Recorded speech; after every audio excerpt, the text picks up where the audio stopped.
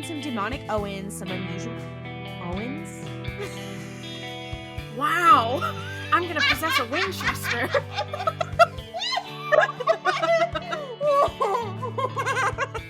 Hello and welcome back to Super Hell, aka the Mystery Spotcast, a show where two recovering Supernatural fans subject themselves to a rewatch so no one else ever has to watch Supernatural again. I'm Klaudia, and my pronouns are she, her, and you can find me on social media at Klaudia Says, K-A-L-U-D-I-A Says. And I'm Ollie. I use any pronouns, and you can find me on social media at Ollie Fresh. That's fresh with a PH. And I have a little treat before we get into our episode today. It's nothing that exciting. Don't get your hopes up. But I remembered a tweet I saw a little while ago, and it was like, the Winchesters is doing its thing. They're finally allowed to have gay people. They're finally allowed to do all this stuff. And someone was like, they're finally free from Robert Singer. which made me laugh, because I'm like, I don't know what Robert Singer's personal beliefs are. He seems fine. He seems like a fun little guy. For those of you who don't know, Robert Singer was a writer, director, producer on Supernatural since day one, all the way through the end of the show. But I went on to his, I was thinking about it, and I went on to his page on the Supernatural wiki. Oh, God. And first of all, damn, this man has directed at least 3 episodes in every season of this show. Good Lord. But I was reading a couple fun, like, trivia facts about him. First off, like, there's a couple fun that's like, oh, this is what his wife's name is, and oh, he was in the French Mistake episode. Cool. One that really got me. This one is crazy. In an interview with Entertainment Weekly, Singer revealed an abandoned season 11 episode concept. Quote, "There was one last year that we actually tried to do, and that was putting Sam and Dean in a game Jumanji style. We couldn't make it work. I think that was the only script in 11 years that we ever abandoned. It was just too hard, and we just couldn't nail it." You mean, okay, end quote. Wait. You mean to tell me, this makes so much sense, that for an entire 11 seasons, and assumedly all 15, there was only one episode that they thought of that they didn't complete? That makes so much sense with the amount of awful, mediocre episode concepts there are in this show. It makes sense that they're like, we gotta finish this, we gotta bang it out, we can't abandon anything. Holy shit. We always complain about how the 8-episode streaming season has ruined TV, but this is the other side where it's like they were like, fuck it, we do everything. I just thought, it was like, so you had the episode where Dean thought he was a dog, and you thought that was okay, but the Jumanji episode was the problem? The board game episode was the problem? Fuck you. I would have much preferred a Jumanji episode to the Dog Dean afternoon. Or like, the fucking changing channels? Really? No, the amount of, no, because I'm just like, justice for the Jumanji board game themed episode from season 11. Like, that's lost media right there. No, literally lost media that apparently never got out of its writing phase. So. I need the script right now. Actually, that's when Destiel was going to become canon. Destiel became canon in the Jumanji universe. Not clickbait. Guys, who is writing my Supernatural Jumanji Lost episode? Guys, if you're a fanfiction writer, if you know how to write screenplays, please write your pitch and submit it, and we will do it live on the Mystery Spotcast. Well, not live. We'll record it, and then we'll put it out as an episode. We'll do it live on TikTok, actually. I'm not doing that. But yeah, no, I'm just saying, if I would love to do an episode of the Mystery Spotcast where we just read through a script of an episode. Guys, if you get this episode to 100 downloads in the first 2 minutes of being published, we will do that. Oh, and then they're going to make us do Dog Dean afternoon. Yeah, submit which episode you think we should do as a live episode. I keep saying live. There's no way in hell that I would record an episode of Supernatural live. An episode of Supernatural. Guys, the lines are blurring. I'm going to start forgetting who I am. Like, I'm going to accidentally call Claudia Jensen in a minute. Anyway, I just thought that was not your Jared era. Oh God, that's a worse fate than hell. Anyway, I just read that, and I can't stop thinking about this Jumanji-esque Supernatural episode that we never got. Additionally, another fun fact on his page, there's only 4 facts on, like, trivia on his page.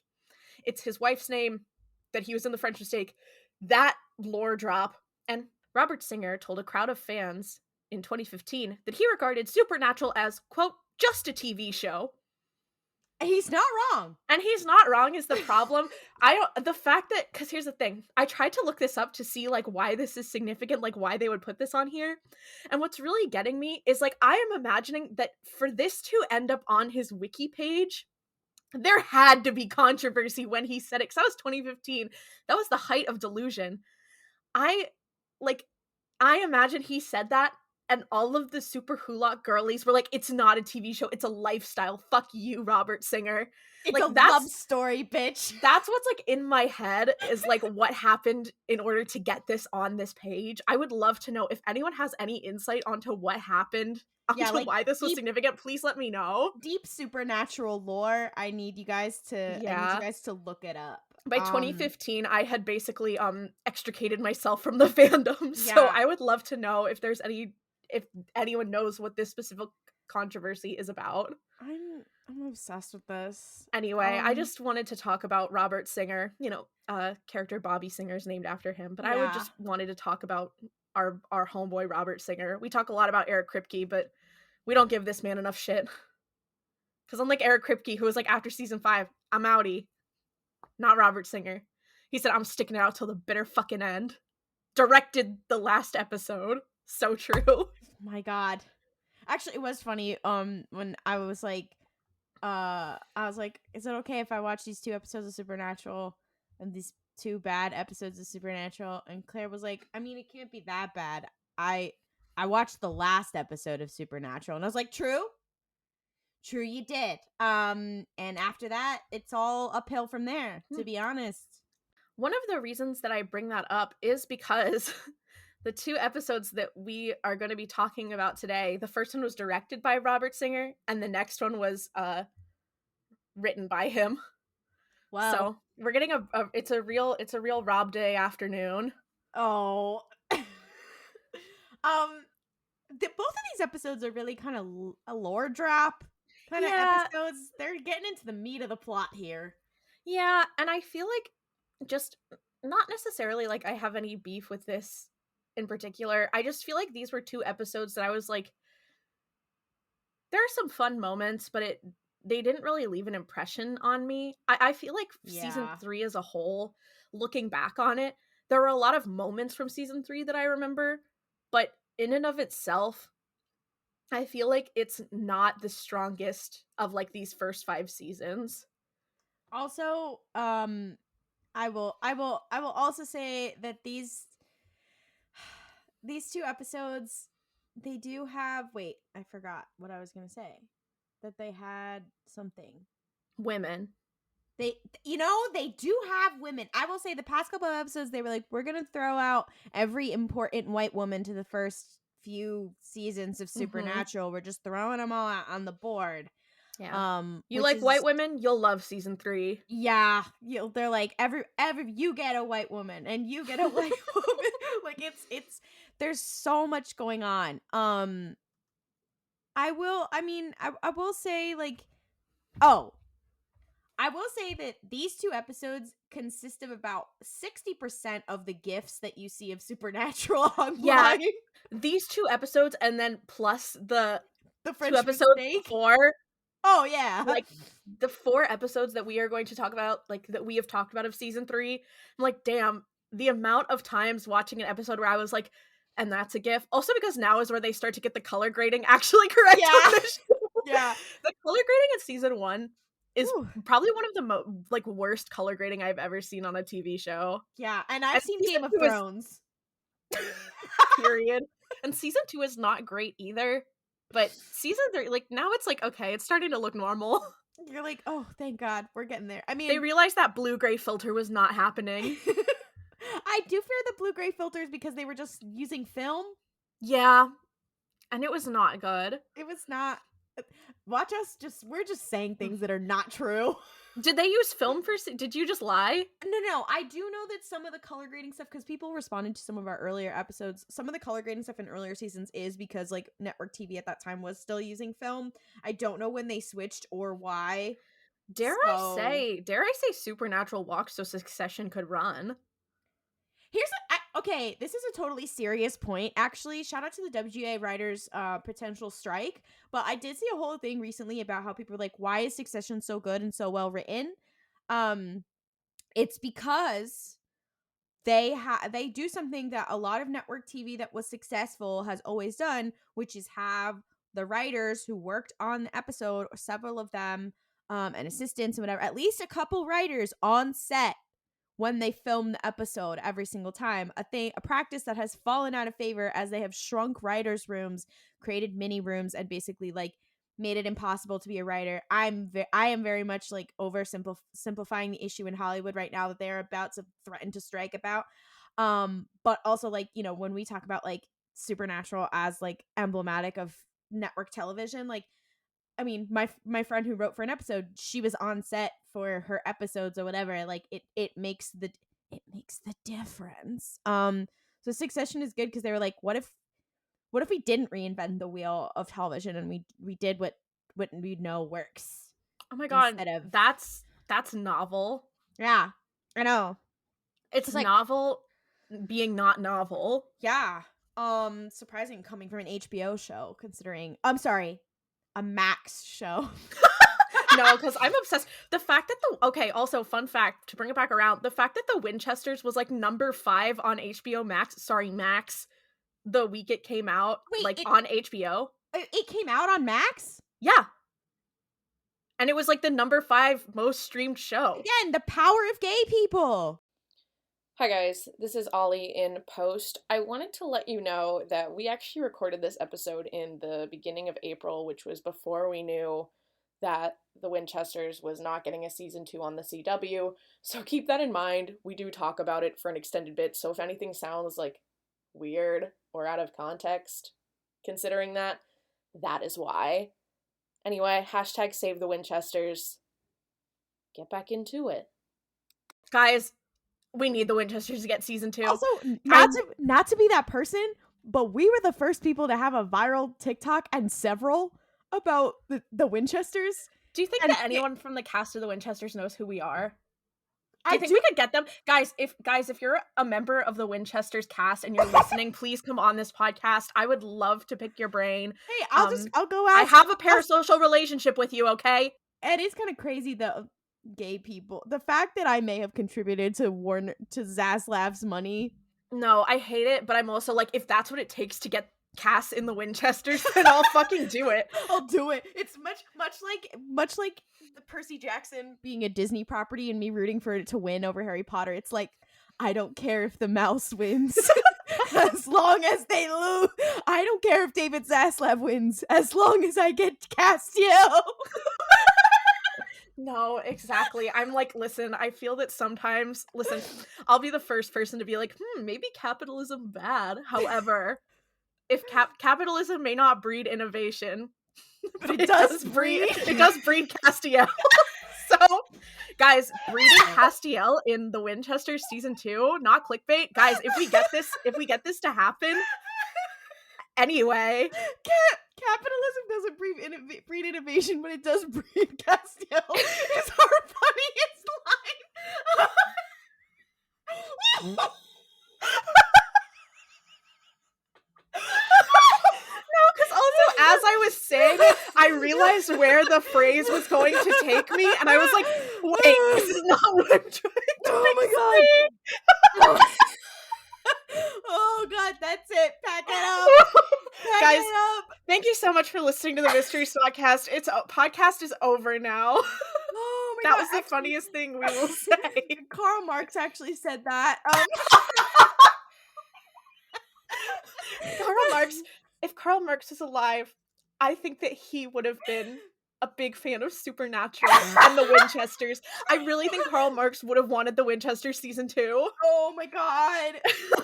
Oh wow. Aren't Marx and Engels a little Destiel coded?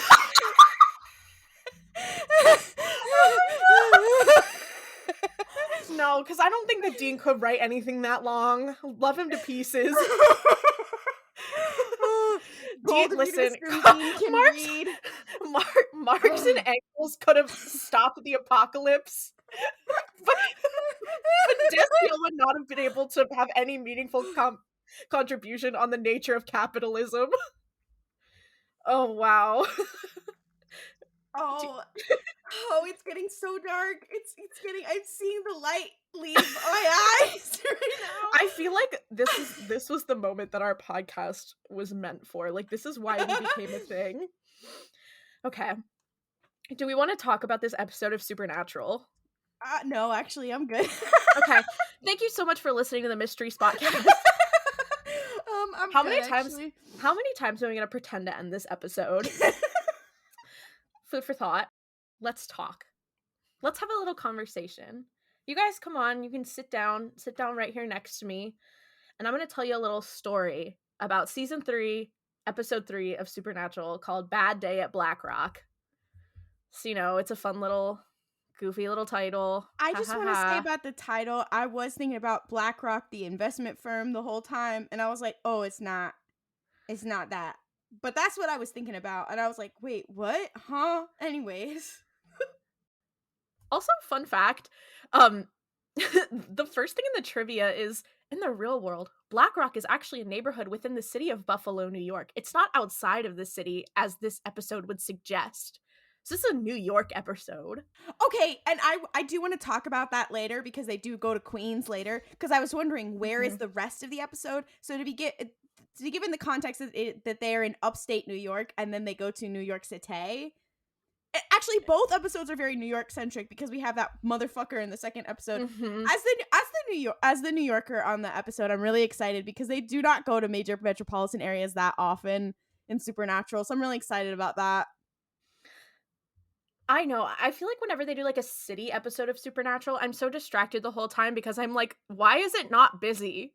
Because it's Vancouver. No, I know. And that's the problem. It's like the amount of things on this show that don't break my immersion compared, like, that should break my immersion versus the weird bullshit asinine things that do break my immersion. Like, why isn't the city crowded enough? Why do the streets look like that? Like, bitch, you need to calm down. I feel like I have no chill. Guys, this is a thing about me you might not get. I am the number one hater. We made a podcast to be haters. I feel like that's... Yeah, but the problem is this podcast, where our goal was to be haters, is that I'm like, oh, I forgot that I did actually kind of have fond memories of this show. Yeah, but don't worry. We will bring back the hater energy for this season and for further seasons. Don't worry. Be toxic. We're doing our best. Anyway, let's get into it. The scene starts. We are in a prison, like the visitation room that has the glass and the chairs and like the phones on either side of the glass, right? And who do we see sit down on the like inmate side? Gordon Walker, as portrayed by Sterling K. Brown. And you know what? Gordon, I'm so sorry about how they treat you on this show, because I think you're funny as shit. I'm obsessed with Gordon, I'll say it. I think he's neat. I think Gordon, he might be a little misguided in a lot of ways, but he's got the spirit. And you know what? Especially in this episode, where he's like, I told you that this would happen, and then it fucking happened. And then I told you this would happen, and you believe me now, bitch? I'm like, yeah, no. Exactly. Listen to Gordon.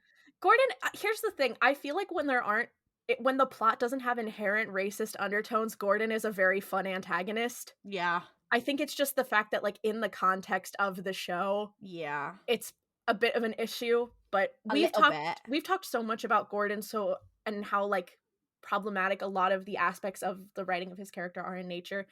I'm not going to rehash them all now. Yeah. So just know that I guess my thought is, when the plot of the episode isn't inherently problematic vis-a-vis how it interacts with his character, he is very fun, and Sterling K. Brown is, as I'm sure we all know, an amazing actor, so it's very fun to watch him. Anyway, Gordon sits on one side, and a man sits across from him. This man's name is Kubrick, which I didn't pick up on in the episode, but his name is Kubrick. I was like, Supernatural writers Stop making references. You are worse than me.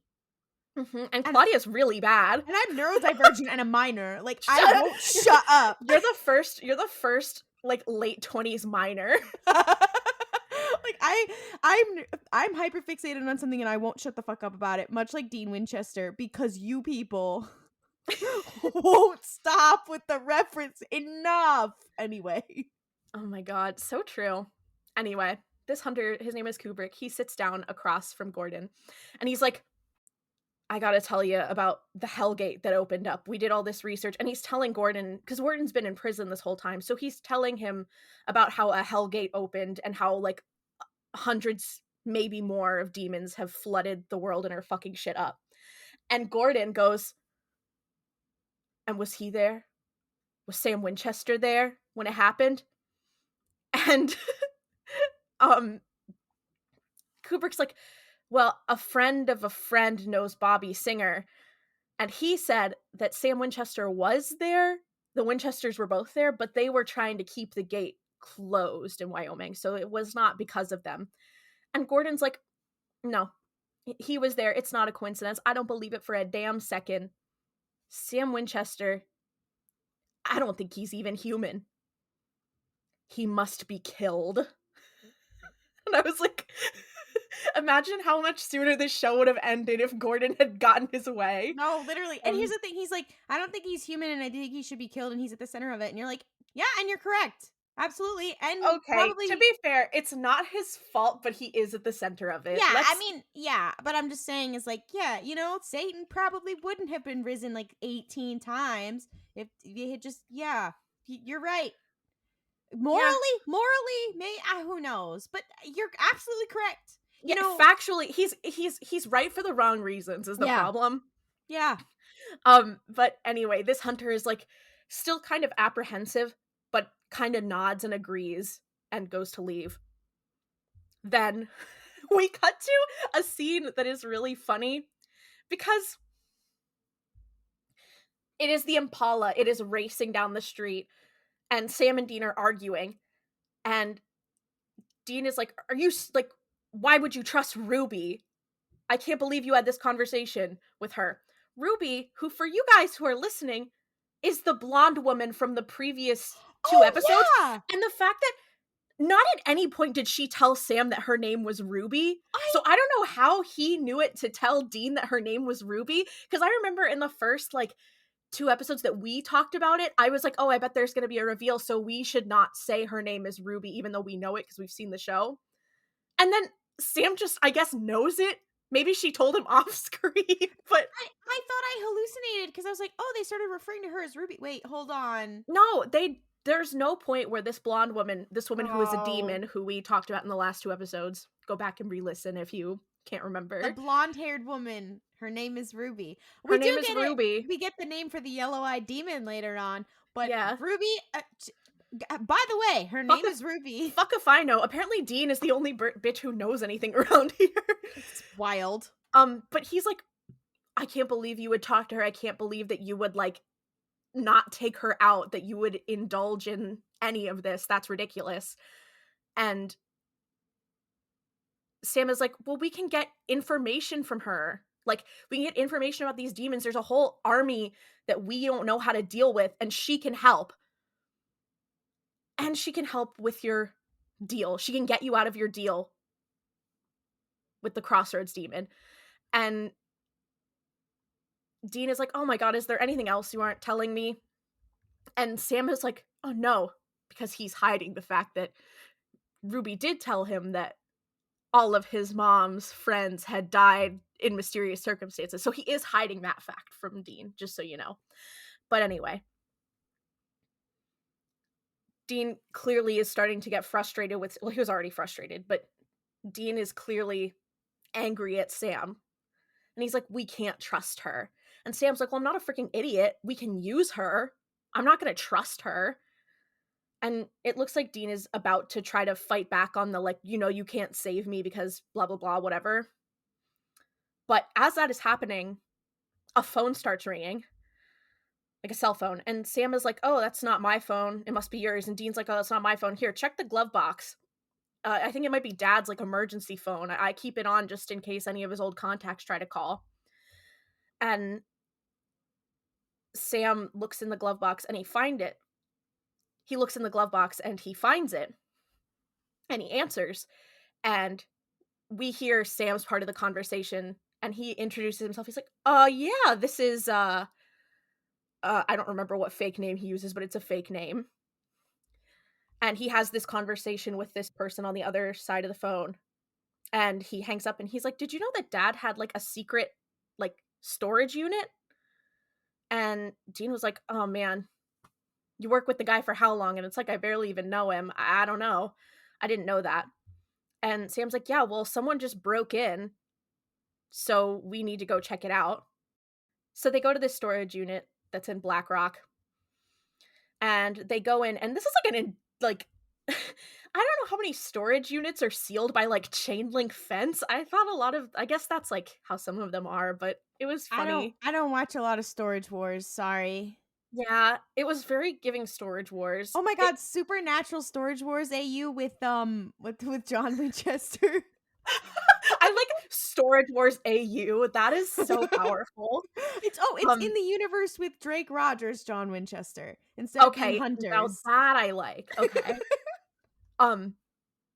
But they go into this storage unit and they're looking around and there's like a weapons cache. Like there's a bunch of like boxes and Sam is like, oh my god, look at this. This is my trophy from when I was like a little kid and I won a soccer game.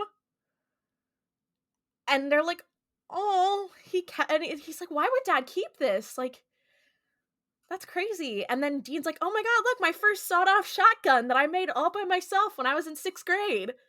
And I'm like, oh god. It's so dark. The commentary on how different these two boys' lives were.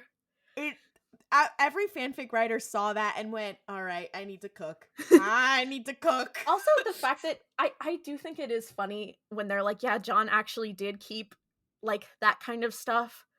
Like the fact that Sam was so shocked that he kept it is so sad because he couldn't even fathom a world where his dad would be like, I'm gonna hold on to this keepsake.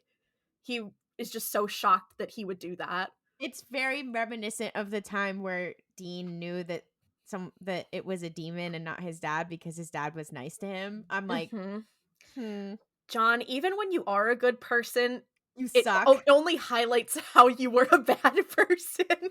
Fuck you, John Winchester. All my homies hate John Winchester, not Drake Roger, John Winchester. Not you baby girl, you're fine. But they are looking around and they're kind of like hanging out and they're like, oh wow, there's a lot of like really crazy shit in here. And they find a bunch of boxes that have like runes and symbols written on them. And they realize that there's like one box that's missing because there's like the dust where the box used to be. There's like a dust square where the box used to be. So they're like, oh shit, one of the boxes is missing. And they look on the ground and they're like, oh my god, there's like blood on the ground. Like, it looks like whoever broke in, like, there was a fight. And there was blood. So it looks like someone may have gotten shot and then just, like, walked away. So they're like, whoa, that's crazy. So then we cut to the inside of this, like, shitty apartment, right? And there's one guy who's wearing, like, a tank top and his shoulders bleeding profusely. And he has, like, it's clearly like stable, like he's not like bleeding out, but he's holding like a cloth to his shoulder that's bleeding. And it's these two guys and they're fighting. And their names are Wayne and Grossman. And I think Wayne is the one who is bleeding out. Not bleeding out. He's bleeding. But they're talking about this box and they're like, this is clearly something bigger. Like, we were just hired like as thieves to come in and take this box for like a couple $100 for the amount of security this guy had. It must be worth so much more than like we'd get if we give it to her. Wayne then kind of talks about how he got shot in the shoulder when he tripped a booby trap that John had rigged in the lockup, like to shoot a gun. when someone tripped it, which is hilarious. Kind of obsessed with the Indiana Jones of it all. Oh, really? I'm like, John Winchester, you would have made a killing in like a Home Alone movie. Why did you have to abuse your kids? Wait, John Winchester versus Macaulay Culkin. He has a name. What is his name in Home Alone? I don't remember. Oh, wow. Guys, I've only ever seen Home Alone once and it was in Spanish, so fun What? fact. What? Yeah, and I won't elaborate. Anyway. Wait, what is his name? Hold on. Why do you keep saying Kevin- Andy? Kevin Kevin McCallister. Kevin Yeah. McCallister v. John Winchester. Who wins? I feel like probably, here's the problem. What is the goal? Because if it's to kill, probably Kevin, right? Like, I mean, John is usually to kill as well, so no, I feel like if it's a fight to the death, it just depends on how long they have to prepare. yeah. Because I feel like if there's prep time, then Kevin. But if it's like just like, okay, go, then probably John. But I digress. John rigged a booby trap to shoot a gun precisely at the location someone would be in to steal this box. I'm But obsessed with this. he's crazy. Dean gets his neurodivergent tendencies from somewhere. Anyway, so Wayne is like, has been shot by this thing. And they're arguing. And Wayne's like, we should open this box and see what's inside it and take the money for ourselves. Like, we can sell it ourselves. And Grossman is like, no, we have to give it to her. Like, she asked for it. That's what we're getting paid for. And like, plus this box looks all fucked up and scary. Like, it could be cursed. I don't know. Kind of as a joke, but it's funny because we as the audience are like, uh-oh, curses are real, guys. Because this is supernatural. But Wayne is like, whatever. And he opens the box. And Grossman's like, okay, well, what's in it? And Wayne's like, it's a rabbit's foot. And he pulls out this rabbit's foot. And he's like, this is what we risked our lives for a fucking rabbit's foot. And Grossman's like, yeah, well, but I guess it's your lucky day. Great. And then at that moment, there's a knock on their door. And Grossman answers, and it's their neighbor. And he's like, hey guys, can you please stop with the shouting? It's like 2 a.m. and people are trying to sleep. And they're like, oh, sorry. And he looks over and he sees Wayne bleeding. And he's like, oh man, that looks bad. You know, I can come in and fix that for you. I was an army medic. And he comes over and he's like, yeah, crazy. I even showed up. I wasn't thinking about doing it, but then I decided to. I guess today's your lucky day. And then Wayne kind of gets a look in his eye and he looks down at the rabbit's foot. And then we cut. Wayne has been patched up and he and Grossman are playing cards and Wayne keeps winning. And he's like, dude, it's like I can't lose. Like, I'm telling you, this charm is real. Like, it has good luck. And Grossman's like, okay, yeah, whatever, dude. Then we cut to Sam and Dean, who are in the Impala, and they're looking out of the window at a car that's parked by this apartment complex. And Dean reads the number off of the license plate to Sam, and Sam's like, yep, that's it. And Dean's like, yeah, I can't believe these guys. They're really amateurs. They got their license plate on the security camera at the lockup. He really dragged their ass. He was like, amateur, bitch. I was like, oh. Yeah. And he was real for that is the problem. That was an amateur fucking move. Wayne and Grossman cancel era. So, Sam and Dean, they go up to this apartment, and we cut back to Wayne and Grossman, who are like talking, and they're like, oh, Wayne's like, oh my gosh, I can't lose. This is crazy. And then Sam and Dean basically knock down the door and are like, what did you take? What did you take? Where's the box? And they're like, oh, we don't have to tell you anything. Are you a cop? Are you cops? And Dean's like, just tell me where the box is. Wayne's like, it's over there. And Dean's like, oh my God, did you open the box? Did you seriously open the box? And he's like, yeah. He's like, what was in it? And he's like, nothing. I'm not telling you. And he's like, what was in it? And he was like, okay, it was this rabbit's foot.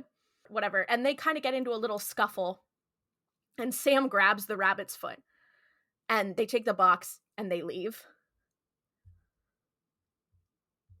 Then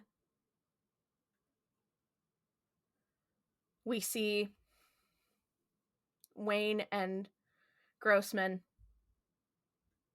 like, they have, in this scuffle that they had with Sam and Dean, they both got kind of knocked out. Wayne, who was formerly holding the rabbit's foot, wakes up and he's like, Grossman, get up. Grossman, get up. And Grossman does not get up. And we see, like, a beer bottle rolling into the kitchen. Keep that in mind. And Wayne walks into the kitchen and he starts moving things that are in the sink into, like, a drying rack as he's going to get a glass of water. And as he does it, he puts this like barbecue fork perfectly in a perfect position. Even if you don't know what's gonna happen, it's like a perfect position for someone to be impaled on. It's like watching like top 10 anime deaths. Like, you know what's coming. It's like Final Destination. But he puts this barbecue fork, like, with the rest of the things that are drying, and he goes to drink some water, and then he turns around and he's like, oh, Grossman, come on. And he slips on this beer bottle and rolls back, and the barbecue fork, I guess, cuts through his spine and goes through the back of his neck up through his mouth and impales him. Here's a reference you're not gonna get. You know, it's very Asuka Langley coded, if you think about it. I'm gonna send you a photo, Ollie, and you're gonna laugh. Okay. Of the moment that I am thinking about. Oh, this is a classic moment in Neon Genesis Evangelion. And as soon as it happened, I went, Asuka! For the girls who get it. It's really Asuka Langley Soryu Longinus coded, if you think about it. If I find out that there's an anime fan in the production of Supernatural, oh, it would be dark. That would be so dark. Anyways, so Wayne has now been impaled. Guys, Wayne has been impaled. No one panic. But guess who comes in and fucking panics? Grossman gets up and he's like, Wayne, and he walks in and he's like, ah! Oh my god! He screams and then it cuts. Then we see Sam in the car with Dean, and Sam is on the phone with Bobby, and Bobby's like, Sam, are you serious? You touched it? You touched the rabbit's foot? And Sam's like, well, yeah, I mean, I kind of had to. And Bobby's like, well, that rabbit's foot brings the person who has it good luck. And Dina's like, yeah, I don't see how that's much of a curse. And he's like, well, when it's lost, the person dies within a week. Here's the thing about that, is that, like, they, having worked with enchanted items and hunting this long, they should fucking guess that it's like that by now. Yeah. And so Bobby having to fucking tell them and then being like, huh? What? Like, yeah. all brain cells out the way. How long have you been hunting at this point? Come on, man. It's like in the next episode when Dean doesn't have the fucking what is it called? The exorcism memorized or whatever. I'm like, guys. Like dog. But Bobby is like, yeah, so you're gonna die if you lose it. And Sam's like, okay, well, I just won't lose it. And he's like, everyone loses it. That's part of it. Of course you're gonna lose it. You just need to make sure you hold on to it. I'm gonna see if there's any way to break the curse, but I don't know if there is. And also Bobby reveals that he was the one who built those boxes for John. I'm like, Bobby is so smart. Bobby is like just like a genius level intellect. Is like there anything Bobby can't do? No, seriously. But Bobby's like, yeah, I'm gonna look into it. I'm gonna see if I can find a way to break this curse. I have some friends who I can talk to. Then we cut. Sam is sitting in the car, and Dean had clearly gone into some sort of like truck stop or gas station, and he gets in the car and he's like, listen, I don't think this is much of a curse. I think this is a good thing. And Sam's like, well, I don't know. And Dean hands him some scratch offs. he's like, just do these, just for fun, just for funsies. And Sam was like, okay, fine. And he scratches them off, and Dean's like, dude, we just won $1,200. Meanwhile, we see these two other hunters, and they are like in an RV, right? And they are talking about how they are hunting for Sam. One of them is Kubrick. He is the guy from the beginning. And he's telling this other guy, Creedy, he's like, no, I'm telling you, we got to find this Sam Winchester guy. And Creedy's like, well, we don't know. Like, how do you know Gordon's not just like making things up? Do you have proof? And he's like, have you ever worked with Gordon? Because if you had, you'd know he's the real deal. He knows this kind of stuff. Like, we should just trust him, and we should find this guy. And Creedy's like, yeah, okay, we can figure it out. And that's just kind of a framing thing. So Creedy and Kubrick are these two guys, and they're looking for Sam. Then we cut back. I have to say also, those two are also a little homosexual. They have a deeply homoerotic relationship. Like, it's the like two thieves in the beginning are a little gay, but then like every random scene of these two guys that does not matter, like throughout this, I'm like, they're a little homo. Like, for again, it's supernatural, whatever. I'm like, what is going on? Like, what, the banter, like, it's not necessary, but it's there. Because they are bantering low-key. Like, you're like, whoa, okay, get a room. No, really. I mean, they have a trailer. We're peeping Toms by watching the show. Closing my eyes during those scenes out of respect. Sam and Dean go into a restaurant to eat. And Dean comments like, oh, well, we have so much money from these scratch-off tickets, assuming that they had done more. He's like, we can get whatever we want. And as they walk in, Sam goes up to the counter, and the person behind the counter is like, and you're our millionth customer. And they hand them this big, like, fake check, and, like, balloons and confetti start dropping. And, like, someone comes up and takes a picture of the two of them with this, like, big check. And they're like, you're on the run from the FBI. No, literally. I'm like, what are you guys doing? I mean, but they're like, even if they won the lottery, it would still be the same problem. Like, guys.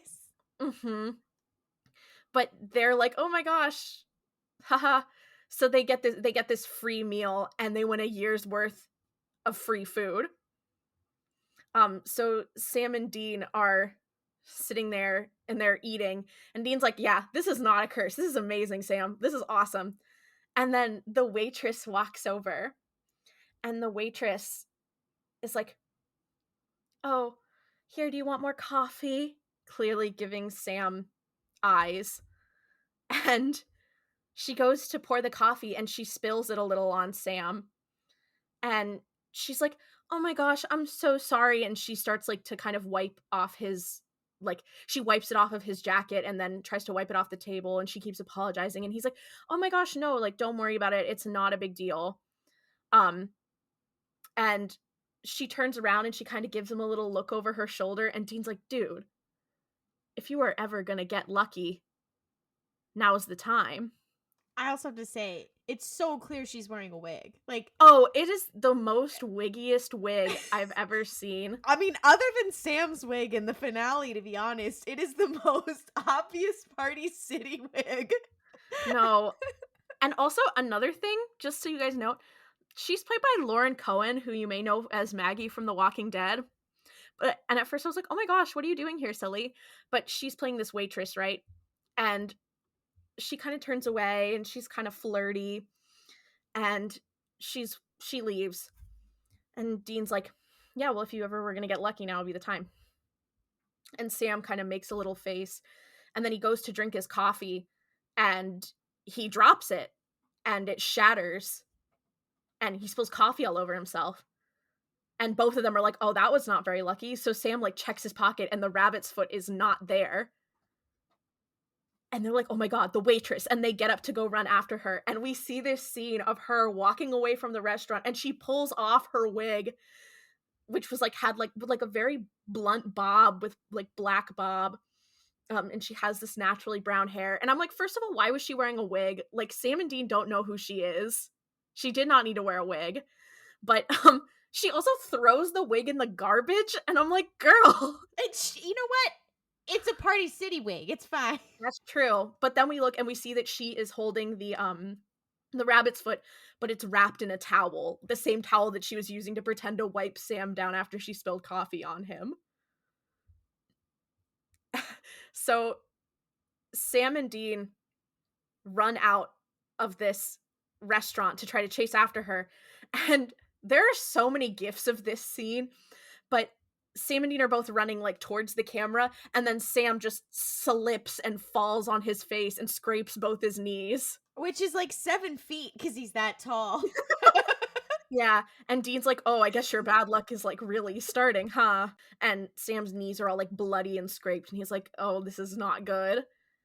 Then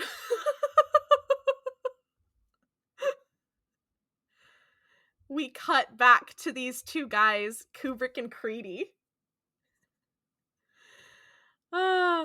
And the two of them are kind of talking, and Kubrick's like, well, you know, like before we really go and hunt them down, I'm kind of hungry. And Creedy's like, yeah, I know this like really nice like family restaurant that we could go to. They have like these amazing like a onion, like a bloomin' onion. Basically, like they're talking about the food on the menu, and he's like, "Yeah." They're talking like a married couple. It's so weird. And Creedy's like, and Kubrick's like, "Yeah, I love it when they dunk the whole onion like in the deep fryer after they cut it. I love that." And I'm like, "What are you guys talking about?" No, and when before he's like, "Oh, we should go here," and he's like, "Oh, don't worry, they have the menu on the website." It's like they're a married couple, and Yeah. and he knows like the things that he's gonna ask. I'm like, yeah. But he's like, but Creedy's like, "Yeah, no, it's a really great place. I like they have the menu on the website." And they open the website to this place, and Kubrick looks at the homepage, and it's the same restaurant that Sam and Dean had just been the millionth customers at, and there's a picture of them on the website. And Kubrick's like, oh my god, those are our guys. It's like a sign from God. We have to go find them. I think God wants me to find Sam and Dean Winchester. Here's the funny part, because we also had the "don't mess with my little Jesus face" part earlier, because this guy is like weirdly into Jesus. Oh, I forgot. I didn't mention that. So like as the episode goes on, the first Kubrick who is talking to, like he is weirdly into God, and once again you have to remember the context. God himself is writing this entire thing and dictating the Winchester's actions. So I'm sure I thought Chuck had a little bit of a laugh. Like watching this in retrospect is so wild, because there's all this stuff in this episode of like, it was God's will, whatever. And everyone's like, no, it isn't. It's the rabbit's foot. And then like, but it was God's will because he's writing it. A lot to unpack. I feel like if we constantly referring to it, kind of like it sucks. It kind of takes the fun out of all of this. Yeah. It's like, like why did they write that? They put that in there, and it just kind of took the fun out of the rest of the show. I mean, because that's the like point. retroactively. Because that's the point. Because it's supposed to be like a battle against free will. I know, but I'm also like, bro, fuck you. But it's also kind of funny to be like, Chuck being like, what if I put in a guy who thought it was from God and it actually is from God? And he says a couple of there's a couple of things where you're like, well, he's not wrong. Yeah. But anyway, this Kubrick guy, he has a couple moments where he like has referenced Jesus, and like I think it was oh my gosh, Creedy had made a comment about like a little Jesus that he had, and he was like, don't mess with what does he say? Don't mess with my little Jesus. Or is that what he said? My Jesus mask or something? I don't know. It was crazy and fucked up. Yeah. He's like, don't mess with my little Jesus. And it's like, what? But anyway, he's like really religious. But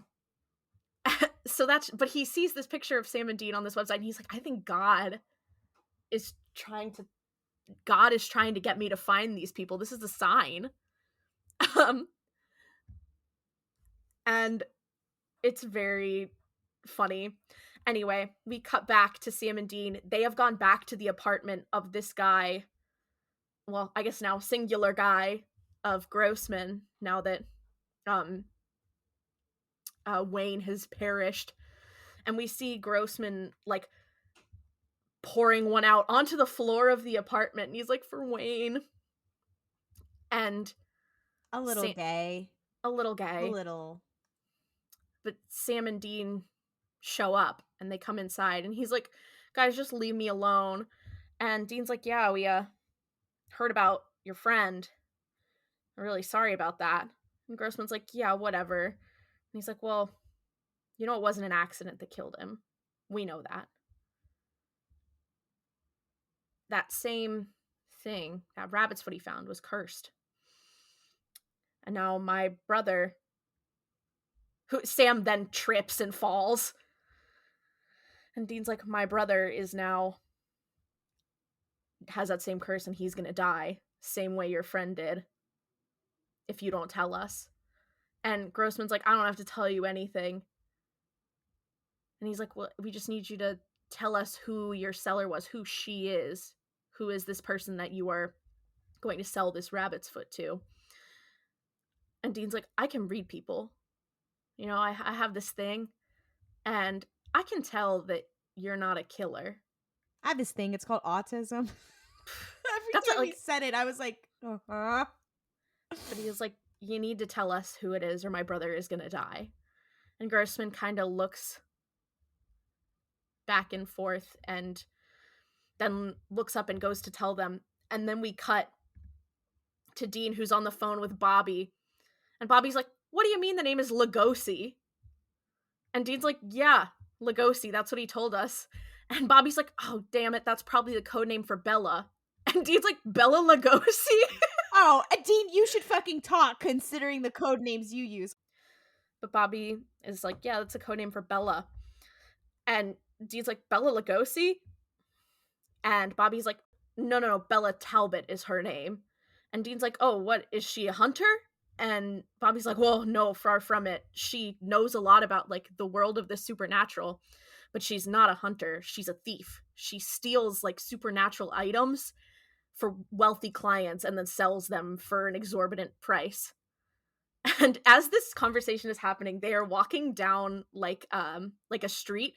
And as Dean is having this intense conversation about this woman, Bella, Sam kind of trips on some trash in the background, and we see him, like, struggling with this, like, trash can, and, like, his shoe is stuck in gum, and, like, all this stuff happening. And then Dean's like, okay, cool. And Bobby's like, okay, here's a lead on where you might be able to find her. And he's like, okay, awesome. I'll talk to you later, Bobby. Keep looking on a way to reverse this curse. And he hangs up, and he turns around, and Sam is standing there with, like, his head tilted down, like, clearly in shame, and he goes, I lost my shoe. And Dean looks down, and he's only wearing one shoe. Another iconic gif. Like, although I think objectively the funnier scene is when they walk in the door. I don't remember which part. They walk in the door, and Dean starts talking, and then Sam just fucking falls out of frame. Yeah, like, that was initially when they first went to talk to Grossman. Yeah, but I mean, there's so many of those in this episode. It was slapstick. It's. I have to say, you can tell they have a lot of fun doing those. Like, they have a lot of fun. It's so funny. Then Sam and Dean go to a hotel room, and Dean's like, okay, I'm gonna go find Bella. You are gonna stay here. And he sits Sam down in a chair. He's like, you are going to stay in this chair, and you are not going to move or do anything while I'm gone, okay? And Sam's like, yeah, but okay. And Dean's like, don't even scratch your nose. Like, don't even do anything. I will be back. And Dean leaves, and immediately Sam kind of, like, scrunches his nose, because now clearly his nose is itching, but he's on strict instructions not to do that. We cut to Dean. He is in Queens, New York. So Dean breaks into this apartment, right? And it's very opulently decorated. It's very pretty. Clearly someone wealthy lives there. And he sees Bella, and he realizes that she's the waitress. And he's like, girl, what are we doing? And he goes to pull his gun on her, and she pulls her gun on him at the same time. Like, she's too smart. She's like, I fucking knew you were coming, bitch. And they're both pointing their guns at each other. And Dean's like, you have to give me the rabbit's foot. My brother is going to die if you don't. And she's like, yeah, I'll give it to you for $1.5 million. And she's also British, by the way. So she's like, I'll give it to you for 1.5 million. That was a horrible British accent, by the way, but you get the point. You were giving Ray with that. I'll give it to you for 1.5 million. Anyway. But Dean is like, yeah, that's really funny. I don't have that kind of money. I just really need it. And she's like, yeah, well, that's what my buyer is going to give me for it. And Dean's like, why would anyone even like want this? This is so fucked up. And she's like, you would be shocked what people will spend their money on. You would be shocked at the kind of money you can get for this kind of stuff. And Dean's like, oh, and it's all about the money for you, huh? Like, you don't care about people who are dying. You know, you could help people with your skills, but I guess you don't care. And she's like, well, I've got important things to deal with, so I know what's up. I'm just making a profit in a world that is already so messed up.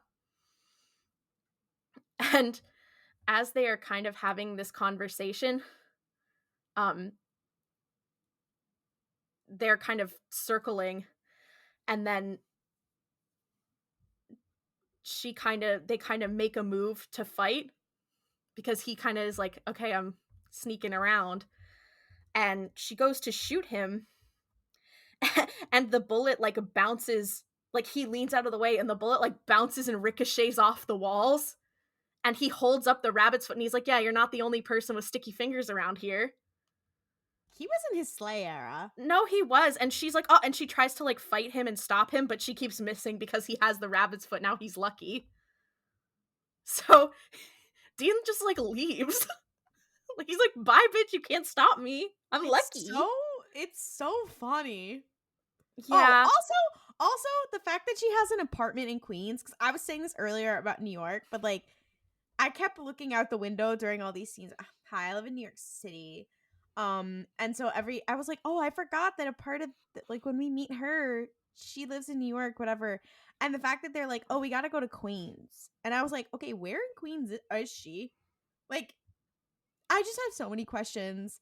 It really does seem like she has an apartment in Queens, so she can like be near LaGuardia. I mean, I guess like that makes sense, right? I mean, I guess it's. I mean, she's from across the pond. She's got to get places, you know? Yeah, but I think that I don't know if the international. I don't know the flights to the UK. Do they come out of LaGuardia? I don't know. We're really assigning a lot of value onto this show that they certainly did not think about. Yeah, well, because we knew earlier in the episode they were in like upstate New York, and now they're in Queens.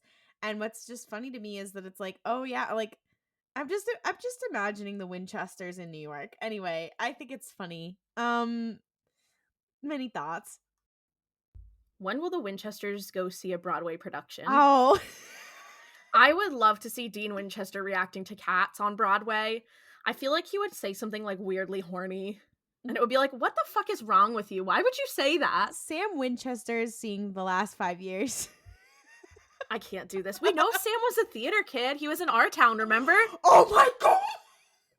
Remember that callback from an earlier episode when Sam talks about how he was in Our Town? I think Dean makes Legally Blonde musical jokes about Sam.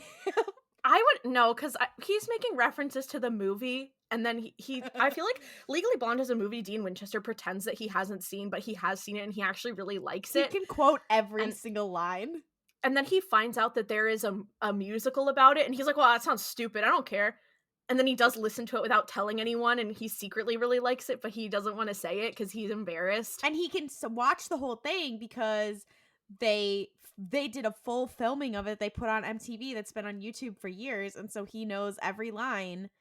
And Dean Winchester is secretly singing "Chip on My Shoulder." Oh wow, we have to move on. So we cut back to Sam, who's sitting on this chair in their motel room, and the air conditioning unit like shorts out and turns off, and Sam's like, oh man. And then the unit starts smoking and catches on fire, and Sam's like, oh shit, okay. So he grabs like the comforter from the bed, like the quilt, and starts like putting it over the fire to try to put the fire out. And then he puts the fire out, and then he looks down and his sleeve is on fire. And he's like, ah! And he grabs the curtain and he starts patting at his arm with the curtain to put the fire out. And then the curtain collapses and the curtain rod bonks him on the head and he passes out. And as the curtain falls, who do we see standing on the other side of the window but Kubrick and Creedy, the two hunters who were on their way to get them, who both look down and see him passed out. It's so It's so slapstick is the thing. Because it's just but the Creedy and Kubrick both like look up and look at each other like, ooh, our lucky day. Hee. So they go into the motel room, and then the next cut we see is Sam, and he is like being duct taped into this chair, and Kubrick is like, yeah, that was not as hard as I expected for someone of your reputation. Like, that was pretty fucking easy, dude. You basically did it yourself. And Sam is like, oh, great. And he's like, I think Gordon was right. I think that there is something really off about you. And he's like, oh, not Gordon. Come on. He really has this most pathetic little like, oh, come on. But yes, that's Sam in his purest form, to be honest. No, And he's like kind of truly. pathetic, like a wet cat. Yeah, exactly. But he's like, oh, come on, not Gordon. I promise I didn't do anything. I'm just a guy. And Kubrick's like, well, I don't even know if you're human anymore. Like, maybe I agree with Gordon. Like, I got all these signs today to come find you. It's like I'm on a mission from God. And Sam is like, dude, please. And he's like, yeah, you know what? I'm going to take you out right now. And he goes to kill Sam. But what happens just as he goes to do it is Dean walks in and he's like, nah, bitch. And they try to fight him. Like, they try to throw hands, and like the Creedy like runs up to punch him, and Dean just kind of leans out of the way and he runs into the wall and knocks himself out. And then like Kubrick goes to shoot him and like his gun misfires and like falls apart in his hand, and it's like this insane fight scene. And then Dean knocks his ass out and they get away. We see a fire pit. It's night. There are a couple like ingredients being thrown in. It's clearly a ritual that Bobby has given the boys to destroy the rabbit's foot and end the curse. And as they are standing there like preparing the fire, Dean is scratching a bunch of lottery tickets. And he's like, yeah, dude, we have like over $42,000 here. Like, we are golden. And as they are getting ready to burn it, they hear a gun cock. And they look up and Bella is there. And she's like, you're not going to burn that foot. And Dean's like, oh yeah, I am. What? What are you going to do? It's not like you're going to shoot me. And she's like, well, I have $1.5 million on that foot. I'm not going to let it go. And she shoots Sam. Because she can't. And Dean's like, oh my God, what is wrong with you? And she's like, well, I can't hit you because you have the rabbit's foot, but Sam, I can't miss him. She shot him in the shoulder. Like, he's okay. But she's like, yeah, no, give it to me now or I'm going to kill him. And Dean's like, okay, fine. Think fast. And he throws it to her and she catches it in her hand. And he's like, and now you're going to be cursed if you let it go. So let's destroy this thing, okay? He was slaying for this, honestly. Mm-hmm. Dean really gave. Then she hands the foot over and they destroy it in the fire. Then Sam and Dean are kind of talking. Bella has left.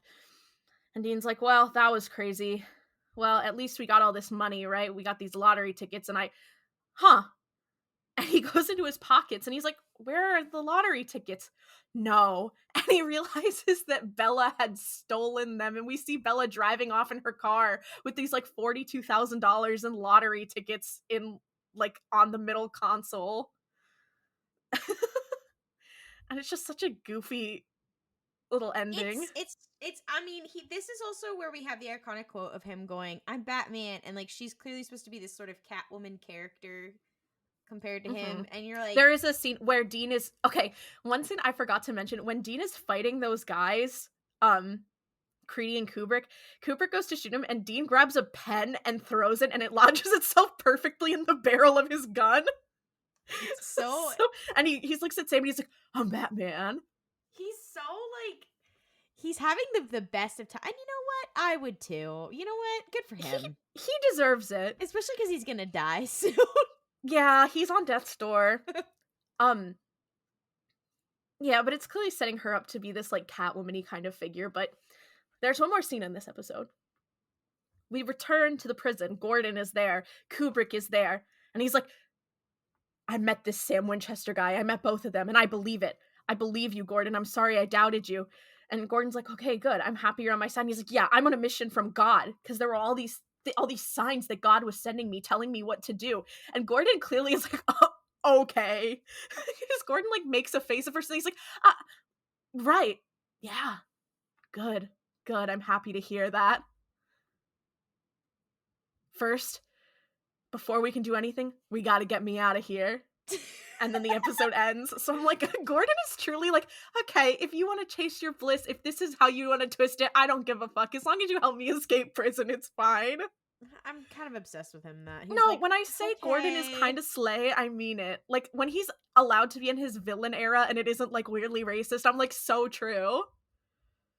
I'm just obsessed with the face that he makes going, like the closed lip kind of, okay. Yeah. All right. It's like, okay, Grandpa. also, Bella, I forget, is like a recurring character. And like, I'm not gonna lie, I completely forgot about her until this episode. Like, I knew she was coming. I'm happy for you, because I did not. I just like, listen, I just feel like one of the things about her characters, I'm like, is she a girl boss? Yes, but she's also very much like girl boss. Like, her whole thing is she's a girl boss. Yeah. And I feel like there are other characters who have done the like, I steal supernatural objects and sell them to the highest bidder. Like, there are other characters who have done that trope better. Yeah. And I don't know. I feel like she's one of those people who I'm like, clearly this is a woman written by a man. Yeah. I mean, McCallister cannot relate. He was doing this so much better. I'm sorry, Bella. She cannot compete with him. Is this not all of Supernatural, though? Yeah, where it's like, this is a really cool concept, but it's written by a man, so it's not as good as it could be. Yeah, unfortunately, it's a bit wild. Oh, this is also the first episode when Bobby talks to Sam on the phone, and he's like, "You are so stupid for catching it." He does call him an idiot for the first time. This is the first time? Mm-hmm. Wow. I feel like it's been mentioned before. No, this is the first time, but that's like a phrase Bobby calls the Winchesters idiot all the time, which is just like, idiot. And people are like, this is Bobby's catchphrase. This is what we know Bobby for. You're like, Bobby is so much more than that. You're like, Bobby is slaying the house boots constantly. Another fun fact that I forgot to mention is that Kubrick has this RV, right? And on the back of his RV are 3 bumper stickers. The first one is, "How would Jesus drive?" The second one says, "Don't make me come down there." It's like a quote, and it's attributed to God. And the third one says, "Bethlehem or bust." Kubrick is kind of funny. Kubrick's kind of everything to me. He's kind of slaying the house boots. Like, Is he kind of? Do you think he would be a daughter of Cain? I feel like he'd be a big Ethel Cain girly. I feel like if he listened to Preacher's Daughter, he wouldn't be like this. No, we can't keep getting away with this. Like, guys, I like how you said a daughter of Cain. Like, well, that's what Ethel Cain's fans are called. I know. You confused me because we're talking about Supernatural. Oh, so you thought I was being a child of Timothy Oliphant. Timothy Oliphant? Oh my god, a child of Timothy Omenson. Is that what you... Sorry, the geriatric Timothys are really getting me today, huh? Oh my god. Okay. It's anyway. Okay. I can do it. Oh my god. this episode was just, I feel like it was fine. It was a lot of moments where I was like, oh, this is funny, but overall I was like, I feel nothing after watching it. I mean, there's a lot to unpack. You know what I mean? That's true. Um This next one, I feel like the thing too is that it's honestly not a lot to unpack. Like, it was just kind of fun. Like, it was like a fun episode, and I was like, I enjoyed watching it. I had a good time. But after I finished, I was like, okay, all right. Which I guess like is a luxury that shows have when they have like yeah, 25 episodes per season. Well, this season has 16, but they knew they were getting more, so it's, you know, it's a luxury that it has of knowing that it's an established show and that it has more than like 5 episodes per season. Yeah. I mean, Because some episodes can just be fun and silly. not everything can be Lazarus Rising. Yeah, well, don't we know that? We would live in a very different world. If everything was Lazarus Rising. Mm-hmm. A perfect world. Picture that, like, utopian city picture. If LTV was Lazarus Rising. we can't keep talking about Castiel. We have to move on. Do we want to talk about the next episode? Yeah. So the next episode is another heavy lore drop kind of situation. But we have a bit of a whodunit going on. Also a lot of visual moments where I went, oh, I remember this, but not like the plot itself. It's called Sin City, which is iconic since they, you know, already did the whole 7 deadly sins thing, and they kind of blew it on that shit ass episode earlier. Now I don't know what they're doing here, and they're not in Las Vegas, so it's just a lot to unpack here. They really could have done more with this concept, but they don't. So we open on a church, and there's a nun in a church, and she's like cleaning up, she's like putting like programs, whatever, and she's like jump scared by this priest, and he's like, oh hey, like what's going on, whatever, and they're talking. I don't know if they talk about how like less and less people have been coming to the church or not yet, but they're talking, and then they see that there's a guy like up in the rafters or something, like up on a higher level, I don't know, in the choir or something. And they're like, hey, what are you doing up there? Like, oh my god, it's this guy who hasn't been here for a few weeks, whatever. And he starts talking like really weirdly, and trigger warning for suicide. He starts talking super weirdly and being really freaky. Yeah, and he's saying like, God has abandoned us, and the priest is like, no, he hasn't. No, he has not. And he specifically says, he's like, well, God, it's not that God isn't here. God doesn't want to help us, which again, hilarious considering that Chuck is writing this. And then he shoots himself, and it's horrifying, and you're like, whoa, what the fuck is going on? And that's the cold open, and you're like, what the hell? So then we cut to Dean is helping Bobby work on the Colt. They're trying to take it apart and figure out how it works. This is a little ironic because the whole thing is the bullets and figuring out what the bullets are made out of, but they don't have any more bullets. So I don't know what they're fucking doing here. They're kind of dumb. But Sam finds some demonic omens and some unusual deaths in this town in Ohio. And Dean makes this funny joke being like, hey, like, why can't there ever be something fun in like Miami? I don't know. So they're like, all right, we're going to go investigate. They show up as insurance agents, and they're like, hi, can we speak to like who's in charge here? And the priest, his name is Father Gill. And you're like, so you witnessed one of the deaths. It was a suicide in your church. And can you tell us about this guy? And the guy's like, well, this guy was like, he was a parishioner who was here all the time. And then a couple weeks ago, or what, 2 months ago, something like that, 2 months ago, he stopped coming. And there's been a lot of changes in the past couple months anyway. It's been kind of weird. And they find that the town, and through the conversation they have with him, they find out that the town itself has changed in these last 2 months. And in their research before, they found that it used to be like a half dead, like factory town in the Rust Belt. And now it's full of people, full of partying and gambling. And it's very stereotypical. There's a lot to unpack here. It's Yeah, a it's lot. really like if you asked like a conservative in like again, if you asked a conservative in like the time the show is being made, like 2007, 2008, 2009, whatever, we're like, what is plaguing America right now? They would have been like sex and prostitution and thievery and that kind of stuff, like that Yeah. kind of fear-mongering ass bullshit. Yeah. I mean, they also would have said gay people, but gay people were not here, They so well, we know they were. we know they were. Unfortunately, we do know it's just supernatural. But um so they find out, they're like, okay, so 2 months ago, right, when we opened the portal to hell. Yeah, okay. There's clearly something going on here. They check into their hotel and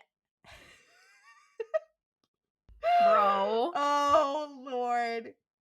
They run into Richie. And Yes. Yes. Yes. Richie is one of my favorite klepchitos. Richie is, if SNL was doing a sketch on like The Sopranos or Jersey Shore, that's what Richie would be. Richie is a caricature of what a CW writer from Middle America would think that an Italian person from Brooklyn is like. It's the outfit, the accent, like it's so everything. He looks like Mario. Like he looks like Super Mario. He's not dressed like him, but he's low-key giving. It's literally, it's like, you know how Mario is like what a Japanese person thinks that an Italian American person is. It's like that. Like it's so, and it's funny because him and Dean, like, so he's kind of slayful in that he's walking out of, clearly there is a prostitute walking out of his room, and him and Dean just start talking, and Sam's like, how the fuck do you know this Mario ass man? And Dean's like, oh, he's a hunter. Okay. You also missed the part where this woman leaves his house. This woman is like in the background as Sam and Dean are talking to him, and he's like, "Ah, she's my sister." I'm like, why are you hiding it? Like, why would you lie that? And then she goes to leave, and he kind of like squeezes her butt, and he's like, "My stepsister." You're like, ew, excuse me? that doesn't make it better, dog. You know Dean. Why do you have the hat? Okay. Oh, so much to unpack. I'm just obsessed with this dude being like, yes, this is my. The first thing you think of is being sister, and then you're like, instead of just being like, you got me, like, she's actually my stepsister, bitch. What the fuck? Again, what were the people on when they were writing this? So him and Dean just strike up a conversation, and Sam's like, how do you guys know each other? He's like, oh, he's a hunter. And they're talking about like, oh, remember when we got like that vampire or whatever in Canarsie? And again, me as a New Yorker, I'm like, so he's a hunter in New York? First of all, I need like a Daredevil like series about hunters in Supernatural in New York. No, so true. I need like real hunters of New York. No, I really like the assumption. It's like, you know, Dean and Sam, they're like, you know, the heartland of America. Where are the hunters in New York? I need to know. And this guy being like, oh yeah, I remember we got this guy in Canarsie, whatever. And I also, there's also a line later on where he's like talking about his outfit, and he's like, oh yeah, like it's from Canal Street or whatever. And I'm like, well, I guess at this time maybe, but by now the garment district is gone from Manhattan. You should know that gentrification has ruined most of the creation of fabrics in New York City. It's a bit of a problem. Anyway, fuck Eric Adams. I mean, it's way before Eric Adams, but anyways. But you're like just throwing that in there just so you guys know. Just so you guys know, fuck Eric Adams. Actually, if this is in the early 2000s, what is this? Rudy Giuliani? What year? Wait, what year did this come out? What year? This was 2007. Who's the mayor of New York in 2007? Oh, I'm sorry. It was Michael Bloomberg. Fuck Michael Bloomberg. Oh wow. Fuck Michael Bloomberg for real. Yeah, so Michael Bloomberg is the mayor of New York. And Canal Street. Again, these all sound like references that like someone who doesn't live in New York is, or maybe they are, and I don't know. Anyways, I'm not from New York. I just live here. I should say that. For any of the New Yorkers listening, I'm not trying to claim something that's not mine. Anyways. Okay, transplant. I just think it's Klaudia, come back. Come to your roots. Where you need to return to your roots back here in the mid-Atlantic with the rest of us. Oh, Christ. I love when we dox ourselves on the podcast. Remember when we did the whole mixing bowl joke? Guys, where are the mid-Atlantic demons? Where are the monsters when are they going to do an episode about the Goat Man from Beltsville, Maryland? Yeah. When are they doing that on Supernatural? When is the Winchesters going to go to Beltsville, Maryland? Anyways, so, this man, Richie, I'm obsessed with him. I'm obsessed with his mind. I'm obsessed with his vibe. And so he's like, yeah, so Dean's like, hey, like, you're really not cut out for hunting. Like, you're gonna get himself killed. And to be fair, like, Richie is he's pretty like, he's fucking around, but he's pretty competent. So that's kind of a dick move from Dean. And Richie's like, yeah, whatever. So they all go to this bar owned by this local businessman named Trotter, who they all think is gotta be some sort of demon or whatever, because ever since he started doing shit, like, it's become a hive of scum and villainy, one might say. And they are surprised to find that Father Gil, who they talk to, is sitting at the bar flirting with the bartender.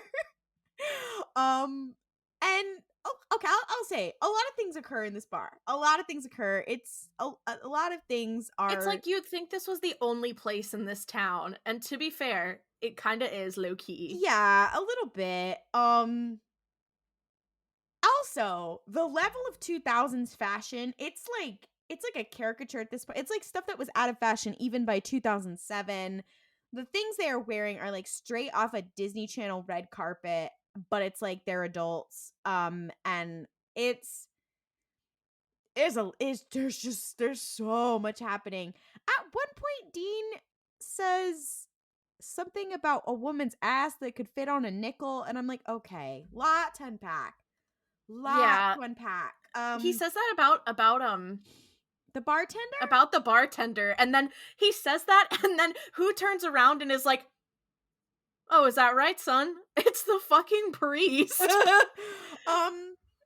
the priest is like, hey, I gotta go where my flock is, and then makes all these like flirty jokes, and you're like, what is going on? No. And then the bartender's like, yeah, and the clergy drinks for free, so that doesn't help, I'm sure. And the priest like laughs. He's like, oh, you. Like, what the fuck is happening? Yeah, you're like, what? Also, I think his straw is a cross. There's a lot. Anyway, I'm not gonna lie, when I watched this episode, it was minimized in the corner of my phone screen while I played an app game. So if you ask me to any visual details, my answer's gonna be kind of lacking. Oh my god. Then they're in the middle of the bar. Richie has gone off to like flirt with some women, whatever. And then suddenly there is a guy who's looking kind of funky next to the pool table, and he shoots another guy. And Dean and Sam like tackle him down. Everyone's screaming, whatever, and they tackle him down, and they start like spraying him with like holy water. They think he's possessed, and he's not. And they're like, oh shit. They stop him from committing suicide, and they're like, I don't understand. And the guy's like, that guy slept with my wife, blah blah blah blah. And they're like, okay, he's not possessed. Okay, on the wiki it says after the kerfuffle dies down, which I'm kind of obsessed with. They discover that Richie, our Brooklyn hunter, has disappeared, and Casey, the bartender, has seduced him and taken him home. And they're like, okay, well, they're trapped there because the police are coming to question everybody. Casey, it cuts to Casey taking him to her fairly large house, and she's being all flirty, whatever, and he's like, oh, like, how do you afford a place like this on a bartender's salary? She's like, and like, how do you own this bar? And she's like, I inherited it from my parents, blah blah blah. She takes him into this like medieval dungeon looking fucking basement, and he's like, they make some wild joke about sex toys and BDSM, which they do often on this show. It's also giving very Criminal Minds, because they do it on there too. And you're like, okay, all right. she takes him into his basement and then she kills him. And surprise, she has black eyes. She's possessed. She's a demon. Who could have seen that coming? Meanwhile, we cut to Bobby, who is out in the woods testing the Colt. And I'm like, again, Bobby, however much you do to the Colt, it's the bullets. Like, obviously, it's the bullet. Like, are you stupid? Anyways, so he's testing the Colt, and Ruby arrives.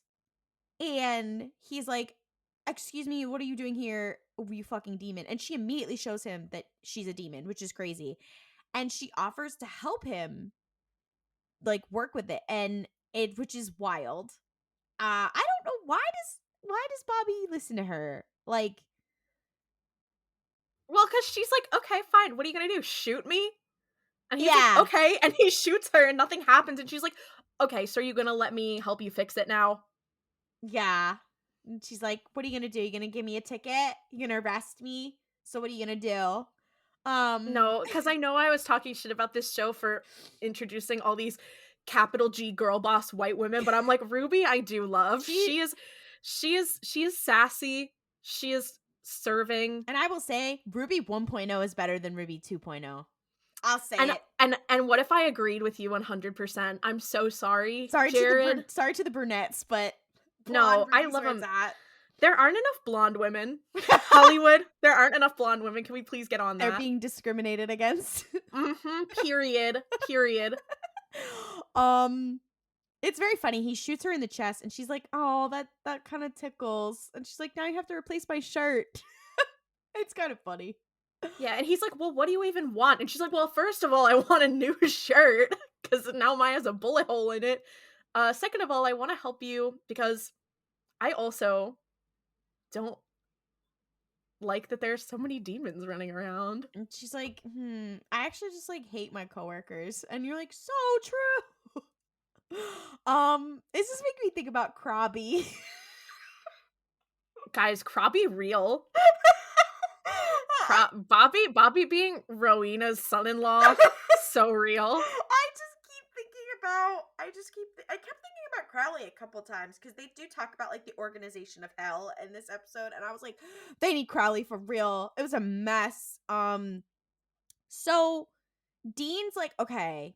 So they cut back to the bar, and they're sitting there waiting, like, okay, the police are gonna get here, and they're like, we gotta go. And they're like, let's just chill, let's just act normal. And then the police are like, okay, like, the press is gonna come take your picture because you saved everybody. And then they're like, okay, now we really gotta go, because they got their picture taken last time, and see how well that worked out. So they escape, whatever. And then while they're escaping, they're like, wait, shit, where's Richie? And Dean's like, I gotta go look for him. Like, he's kind of an idiot, but, like, he's like, something's wrong. And Sam's like, okay, I'm gonna investigate that Trotter guy, because he seems to be, like, the center of all this. This is another Sam flop moment that's really funny. No, because Jared is, I fear, a very good comical actor. Yeah. Like, Jared has really good comedic timing. I'm remiss to say it, but yeah. So Sam breaks into Trotter's office, and he starts splashing Trotter with holy water. And Trotter's, like, bodyguards and stuff come in, and they're like, we're gonna call the police for you fucking breaking and entering. And, like, they're clearly not demons. And Sam's like, a bit of a misunderstanding. And he, like, he puts his hands up, and he's like, here, I'm taking the ammunition out of my gun. I'm actually just gonna put my gun down. He's like, oh, sorry, guy, sorry. And they're all like, what the fuck? yeah, and he leaves his gun there, and he's like, I'm sorry. And I'm also like, he puts his gun down and leaves it. I'm like, Sam, that has your fingerprints all over it, and you're wanted by the fucking FBI. He's an idiot. Like, he's like, so you're dumb. So then he's like, okay, I gotta go find Dean. Meanwhile, Dean starts flirting with the bartender. I think he's gotten her number. And he starts flirting with the bartender, and she invites him back to her place. And they're being flirty. They're whatever. And he goes back with her to her creepy little basement. and they're having their fun flirty time, whatever, and then she turns back to walk to him, and then she's stuck. And he's like, "Surprise! So I know you killed Richie." This is a Dean Slay moment. He's like, "I know you killed Richie, so I came here and I put a devil's trap under the rug because I knew you were gonna lure me here, bitch." And she's like, so then he pulls out his little book and he tries to start exercising her, and she's a very powerful demon, and she's like, she starts raising like wind. I'm like, oh, so she can airbend now. um and it The just powers that demons have on this show is confounding to me because I feel like every episode they can all do something different. it's so Like, what is the inconsistent. rule? What are the There rules? are none. Fuck. And even if some of them have different powers, that's fine, but please just explain it to me. Yeah, it's so deeply and it's not like anime villain camp kind of thing. It's literally just doesn't make any sense. Like It's really like whatever is the most convenient power for this demon to have is the one that they have. yeah. So she raises this wind and it destroys his little exorcism book. And like I said before, I'm like, "Dean, and you don't have it memorized?" Because the wind is so powerful that it caves in the door, and now he is stuck in there with her. So it did not destroy the devil's trap, but it destroyed the door. So now they're stuck in there together, which is kind of funny. Um and he's like, "Okay, well, I can just start reciting the exorcism," but he definitely does not have it memorized, and she clowns on him for it, and it's quite funny. He tries like twice. He's like, spit, phew, And she's like, "I think you ugh. ordered a pizza. Maybe you should have studied more in Latin class." I'm like, "Oh, you Yeah. got his ass." Yeah. So Oh my god. also here, they're like, "Okay, well, we have to see and wait for our backup to arrive." And he's like, "Your backup?" And she's like, yeah, like you thought that I was operating alone." And he's like, "Oh, fuck." And then she says a line that is so bad and problematic that aged so badly. I'm not going to repeat it. And it's not like it's just bad. And you're like, "And why was that necessary?" Like, It was just deeply, it was the transphobic one, right? Where it was just like, no. No. I'm sorry. The don't transphobic bring, we don't have to talk about it. No. This is just for you, but the Yeah. transphobic comment was actually in the previous episode when Dean is like, Right. Yeah, I remember. yeah, when Dean is like, "Oh, that was the last time you were a girl." And then this time she says the fucking cavalry and Indians thing. I'm like, "Girl, Oh, girl. shut up." Which is wild because she says mostly slayful lines the rest of it. So I'm like, "And who wrote this?" Quickly. Um so, You know what is funny? It's like the two of them having a discussion in this basement for a lot of this episode, right? yeah. And they're waiting to see whose side is going to show up first to help them. You know what this is reminding me of? Oh There's an god. episode of a television show called Star Wars Rebels called The Honorable Ones. Stop! No, get out. Do never compare them. How would you how First of all, Dean wishes that he was Garza Borellios. Well, maybe Jensen Ackles can play live action Callus and then we can be done. We can't have him be British. We can't. Hello, it's me, Jensen Ackles. I don't think he could do it. I think he would just It is like, he would not like choke. it is not like the Honorable Ones, because number one, the Honorable Ones is homoerotic, and number two, Well, this is heteroerotic. it's not at all. To be honest, they hate each other in a non-erotic way. She's trying to make it, and he's just like, okay. Anyway, let's talk about the episode again. I think this is another point in the gay Dean book, to be honest. So basically, it then becomes a bottle episode where they start to talk, and she's like, "Yeah, so," and she's like, "Oh, so you think that like everyone here is possessed?" She's like, "No, all I had to do was convince Trotter, who's a human, that he could make some more money in this dead town by introducing like more shit like gambling and prostitution. And I just had to tip the domino because that's humans' natural instincts. Like, you guys are really fucked up and crazy." And he's like, "Okay, let me ask you a question. Like, what is you guys' aim? Like, why are you doing this or whatever?" And she's like, "Well, you know, we had a whole plan. Like, we had a whole thing, but we don't have a plan anymore. Like, the yellow-eyed demon, he was kind of thing at the top of the plan. And she says, I'm sorry. And she says, like, Azazel was at the top of the plan. And he's like, wait, he has a name? She's like, oh, you think we just called him the Yellow-Eyed Demon? Stupid fuck. It's kind of funny. And surprise, his name is Azazel.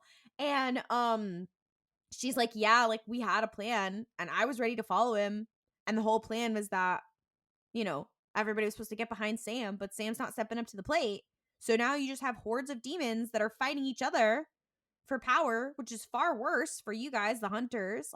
So, you know, think on that one. Thanks for that. Stupid. And she's like, they're all just fighting each other and to lead a demon army. And they have this weird conversation about faith. And Dean's like, wait, do demons believe in a higher power? And she's like, yeah, the devil. And he's like, Lucifer? And she's like, yeah, the name that you gave it. And she's like, did you know that Lucifer means light bringer? Think on that. She's like, Oh, it's very much giving Ben Shapiro, let's see who cancels who, bitch. That's not Ben Shapiro. That was Jordan Peterson. That's Jordan Peterson. I'm sorry. No, she is not. Don't compare her to Jordan Peterson in any way, shape, or form. Because it's not giving that. It's true. She also says another thing of like how Dean is obviously going to hell. And she's like, and I don't think you're really going to have the presidential suite considering you've killed some people too, bitch. This conversation is literally insane. They get into so many things. But she does develop a bit of a respect for him because he's like, yeah, to be honest, I'm not scared. And she's like, okay, you're kind of crazy. Go on. I'm obsessed with your mind. Much like everyone watching Supernatural, she's like, I'm obsessed with your fucked up little mind. And I mean, they have like a very frank conversation, whatever. And she's like, you know, even without demon influence, like the humans have done enough. Like it just in the 20th century. Look how many people you guys killed on your own without our help. Like, damn, bitch. And you guys think you're so fucking great. Like, we're gonna remake the world better this time. And Dean's like, guess you got me there. It's so. But then comes my favorite joke. My favorite joke of the whole thing. I remember this is 2007, and she says something about Dean at the presidential suite, whatever. And I think he's like, oh, like, do you have other people? Like, who are some of yours? Like, assuming that there are people that he doesn't realize that are possessed by demons. And he asks if Dick Cheney is one of yours. Based? Dare I say based? And she goes, no, but we have a special place for him ready. So true. This is them backpedaling after naming Bobby's fucking dog Rumsfeld. I was like, whoever. They're like, don't worry, Dean is a liberal. Wait, when did Dick Cheney shoot his friend? We have to look it up. When did he do it? Guys, for reference, February 11th, 2006. This was right before. No, this was right after. This is after because this episode came out in 2007. No. I mean, that happened right before this. Guys, for reference, Dick Cheney had a hunting accident and shot his friend. Wasn't it like, it was like his, who did he shoot? Because it was someone, like, hold on. It was like a judge or something. Let me see. This is so... Yeah, he was 95. He's 95 now. He shot a then 76-year-old Texas attorney. Yeah. Or 78. Yeah.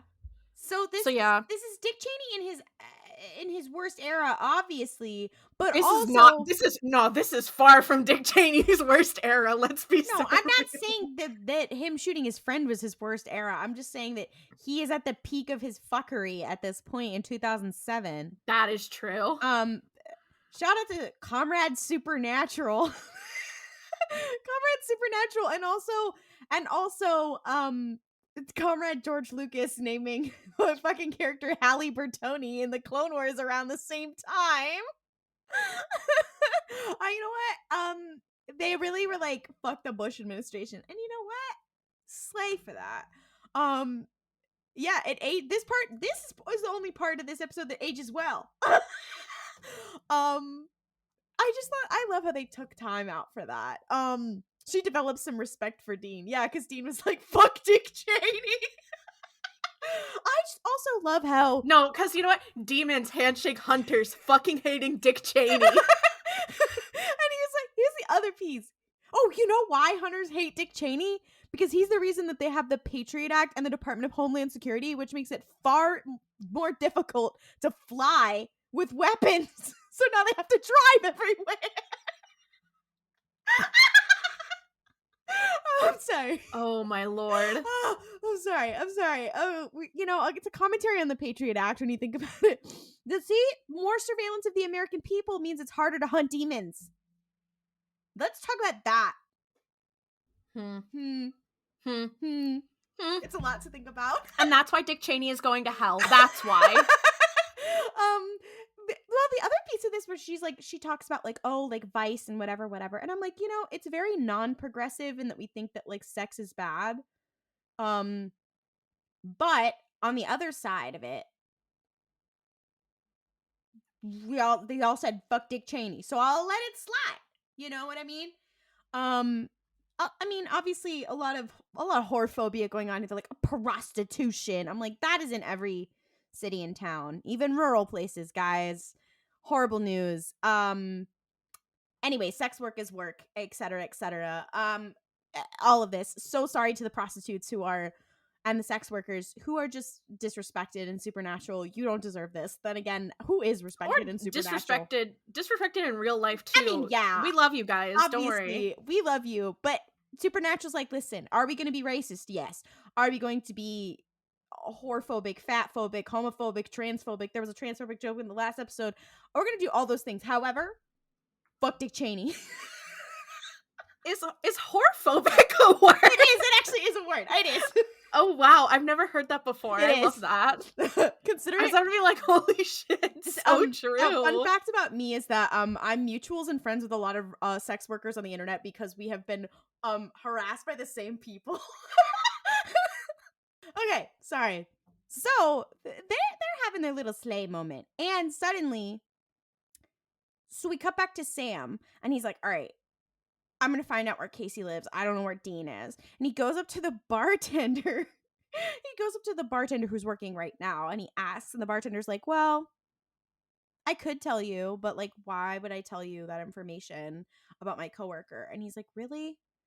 I have to bribe you? Everything is about money here? And so he bribes him. And then he's like, so Dean did go with her. And he's like, so where does she live? And he's like, and why would I tell you that info? Hand out money, please. And like he keeps having to bribe the bartender, and then the bartender's like, yeah, I don't care about your pervy whatever, here's her address. I'm like, whoa, this is so okay. So Sam's like, okay, fine. He runs into the priest who's back at the bar, and he's like, hey, like, can you help me? Do you know Casey? Whatever. He's like, so my brother like went home with him. And the priest is like, like that's like a thing people do from bars. Are you sure? Like, do you know what sex is, basically? And it's kind of funny. And he's like, no, like I'm concerned like about his safety, and like, aren't you concerned about hers? Whatever. And he's like, okay, fine, I guess I'll go with you. And it's like kind of funny, like how he's talking down to Sam as if Sam is not a whole adult man. And they show up at the house, they start searching the house, and there are traces of sulfur, and they're like, oh shit. So Sam calls Bobby, and he's like, hey, oh, I'm sorry, I did it out of order. But apparently he finds traces of sulfur at the house, and then he goes back to the bar, and he's like, I don't know what to do. And that's when he finds Father Gil. And they're like, okay, we'll go together to find them. Again, don't know why Father Gil goes with him at this point. So Sam and Father Gil arrive, and Dean is like, oh my god, Sam, you're here, whatever. And Sam's like, hey. And then he's like, oh, also Father Gil is here. And Sam's like, oh shit, she said that someone was coming to save her too. Fuck. And he's like, Sam, please be careful. He's like, he tells him that like he's stuck down there. There was a cave in. And then Bobby arrives. And Sam's like, how the fuck did you get here? And then suddenly Father Gil attacks Bobby and Sam. And he's like, surprise, I'm also a demon, which is a lot to unpack. Because, like, aren't demons, like, they're repelled by holy water? Aren't they repelled by shit in churches, too? I have many questions. But I don't think they are repelled by shit in churches. I don't know. So Father Gale breaks into the basement to free the demon possessing Casey, and he like uses an immense amount of power to break the floor that has the demon seal on it. And then they start passionately making out, and he's like, yeah, we've been lovers for centuries and we go together. Sorry, we've literally been to hell and back. And I'm like, okay, they're kind of slaying. He's about to kill Dean, and Casey's like, wait, like, he's kind of my new slay friend now. Like, don't kill him. Just, like, let him go. Let's go. And then Sam arrives and kills both of them with the Colt. So the Colt works now. We don't know really how. Clearly Ruby helped in some way. He turns his gun on Casey, and Dean's like, hey, like, wait. Which I'm like, okay. And shoots her anyway, and Dean... Well, because they also had a conversation earlier in the episode where Dean was like, oh, well, I could kill you, I'll fight you, whatever. And she's like, yeah, well, if you hurt me, you'll hurt, like, the poor girl who is in this body, like, this girl I'm possessing. Yeah. So the host was still alive. So then Sam is like, not anymore. Yeah, and then Sam's like, boom, dead. And Dean looks at him like, girl, what the fuck? Which is funny considering towards the end of this series, they are just taking demon and angel blades and they are fucking bitches up. But right now it's a signal that there's something wrong with Sam. And, they're like, okay, whatever. And after that, like, the town hasn't changed much, and Dean is talking to Bobby, and he's like, do you think anything's gonna come out of this? And he's like, I don't know. Like, we'll have to see. Humanity on its own. They have a little conversation with that. And then Dean is like, so hey, that demon, its name was Azazel, and it told me something before Sam killed Jake. And he's like, are you certain that what Sam brought back is 100% Sam? And Bobby's like, no, like, demons lie, I'm sure you're fine. But they're both like, shit. And then as Sam prepares to leave the town, Ruby appears, and she's like, congrats on killing the demons. And he's like, yeah, well, I killed 2 people in the process, though, the people that they were possessing, and it still upsets me. And she's like, okay, well, like, you're gonna have to make tough choices, whatever. And he's like, you know, why are you here? Like, why can't I just kill you? Because you've said that you can help me, but I'm not seeing the help. And she's like, hold your fucking horses. And to be fair to Sam in this scene, like, she has not given him any proof that she can actually deliver. She's literally just saying words. And you're like, she's helped them a little bit, but, like, she's not really given any proof that she can help with his situation. And he threatens her with the Colt, and she's like, what are you gonna do? You gonna shoot me? You gonna give up on your chance? Go right ahead. You're gonna kill the person that I'm possessing? Okay. And she's like, I can help you with the deal. And she's like, and he's like, why? And like, she kind of reiterates again the whole thing of like, you know, there's nobody in charge. Everybody's fighting. Do you really want it to be chaos out here? And she's like, if you want things to be more normal, if you want to help me, you're going to have to do some things that are distasteful. And Sam's like, okay, well, I don't have to like it. I get to complain. She's like, fine, whatever. And then the episode ends. It's so odd. The pacing of this episode is so deeply weird. Bad. It's funny because this episode is not like a bad episode, but it's not good is the thing. Yeah. It's just deeply mid. Yeah, and you're like, okay, there's a lot of jokes about prostitutes. You're like, oh, okay.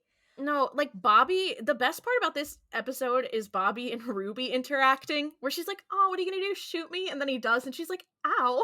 Yeah. What was that about? Yeah. And they also don't reveal like how they figured out the bullets or anything until later. Like, it's Lord. It just feels like some very heavy-handed commentary that doesn't quite hit home. Which Supernatural will continue to do. Yeah, and there's a lot of like fun moments in this episode though, so it's tough Yeah. Because, like, the part where Sam breaks into the office and is like, oh, whoops. Like, that's funny. It's cute. But it's like, the rest of the episode, I'm like, okay.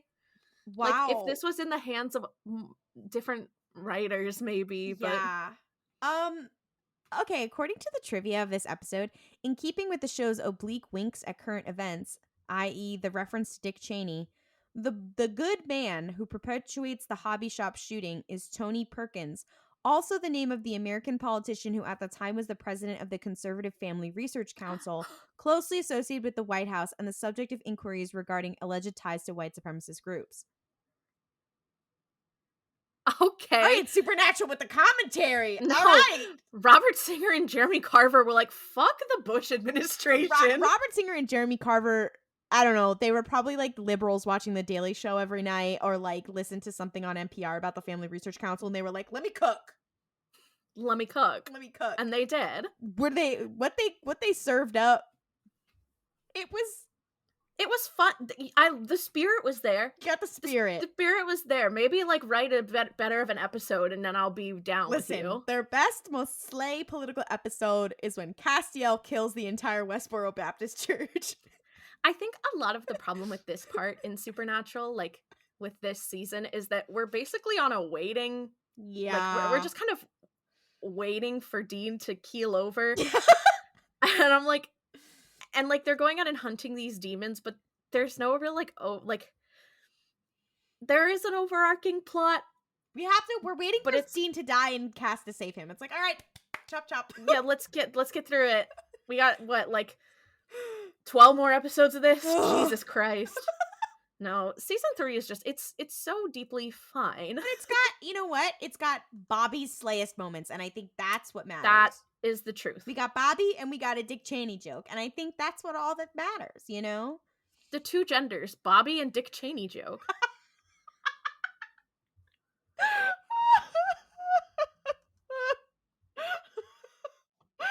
Okay, there's something wrong with me. Okay.